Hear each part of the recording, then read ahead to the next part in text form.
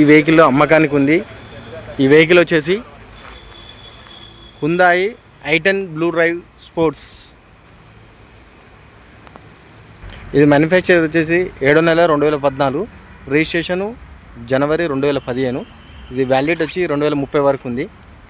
ఇది petrol plus LPG, gas కూడా ఉంది.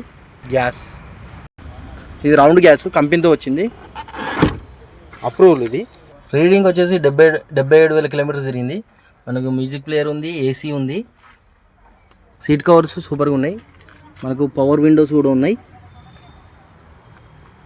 ఫ్రంట్ గ్లాస్ కూడా బాగుంది, ఏం క్రాక్ ఇట్లా లేదు.